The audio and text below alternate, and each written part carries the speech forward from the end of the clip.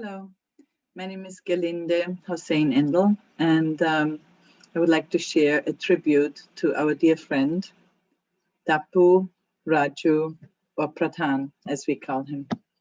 And for that, I'm going to share my screen.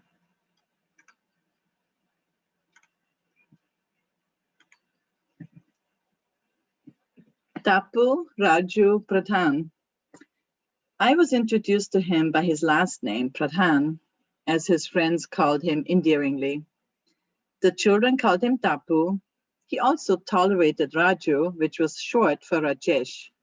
Apparently, his formal name, which he did not like, he changed and he picked Rajesh instead. Just like the story of his name, we have a lot of stories about Pradhan, what he liked, what he didn't like. And I want to give a tribute to our dear friend by reflecting on his life's journey through observing something else he was particular about, hair and hair covering. Pradhan was particular and had an opinion about everything. Some would call it passionate, but he would have liked to call it opinionated. He was proudly opinionated about a lot of things, including the words we use to describe him. He also was particular about his clothing. I actually think he loved his tailor more than his friends. And he was especially particular about his hair. Before I knew him, like in this photo with his brothers Ajit and Sanjay, his hair was short, average, as you might say.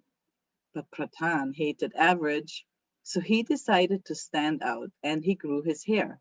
At first, he took good care of his hair, even combed it. Later, he made sure it was not too short or tidy. It had to be fluffy and a little wild and a little bit out of sorts. Wow, with hair this healthy and shiny, life was good and full of promise. Tapu was a devoted father to Manu and Anand. He cooked and cared for them, drove them to piano lessons and baseball games, and indulged in their growing up. His hair was full and black, carefully trimmed and styled. Singing was one of Pradhan's deep passions. Our dinners and gatherings were marked by listening to him singing ghazals and losing himself to the music of his nostalgic India. Shakil and Pradhan share many things, including a love of language, music, storytelling, cooking, and spending many a nights leading discussions and arguing about God and the world. But one of Pradhan's favorite kinds of styles, and he had many, drama hair. These were the years of turbulence. Nothing seemed quite the way it was supposed to be. His hair at times grew wild and untamable. The years flew by, and Manu was ready to leave home and start his own family with Sachi. The father-in-law here was a new kind of experience for him. And as quickly as it went wild, so it could be tamed by two little grandsons. Nalin and Yuto were like balm for his hair. And along with becoming a grandfather, his hair began to show signs of graying and thinning.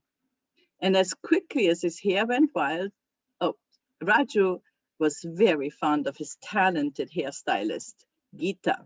He would not let anyone else touch his hair. Cutting his hair was a thankless experience, as Geeta can tell you. He would give detailed instructions and she would follow them to the T, but without failing, it could never be quite right. One fine day, we took a photo from the balcony above, and lo and behold, Pradhan was covering his hair, his head, drawing attention to something round and shiny looking through. Oh no, was that a bald spot? Now what? Time to cover up. Here with an improvised yarmulke. Now a new phase begins. Hair coverings. First is a cap. But is that a yawn or smile on Geeta's face? Pradhan tries on a few different looks before finding the one that fits. Sorry, Tapu, but this hat has to go. Pradhan finishes his doctorate on sadhus in democratic politics in 20th century India. To celebrate, he dons the new sadhu look. Will it stick? Shortly thereafter, Raju finishes his book, When the Saints Go Marching In. With it comes a sleek, fashionable hat and a refreshingly new look of joy and pride. This one suits him well. He goes on a book signing tour and celebrates his success. He is always up for a good party and a good laugh. Raju loves cooking and he loves going out for dinner. And he loves the limelight, like here at his book signing celebration, and spending time with old and new friends. He loves the family hat the most. Then one fine day, he returns from India, proudly wearing a new fashion symbol, his army berets. They conveniently come in black, green, and maroon. Although for the past 6 years, he went through phases of losing his hair because of chemo, experienced excruciating pain and discomfort, he still continued to make efforts to preserve his good looks, even in recent years as he needed a wheelchair to move around. And even in bed, whenever he had company, Pradhan was famous for always donning his style, even during a checkup by Dr. Yuto. And while celebrating his and Gita's 40th wedding anniversary in January, or in recent weeks, while still finding joy and interest in reciting his poetry during visits by friends. As many of you know, Raju was a prolific writer and loved reading and reciting his poetry.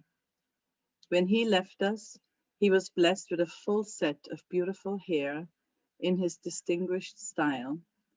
As his hair had grown back after enduring more than 5 years of bi-weekly chemotherapy treatments, it was telling his final story of great joy, suffering, defiance, and endurance. We will miss you, Pradhan, and we will always hold you close in our hearts. We will never forget the style you brought to this world. We love you. Thank you.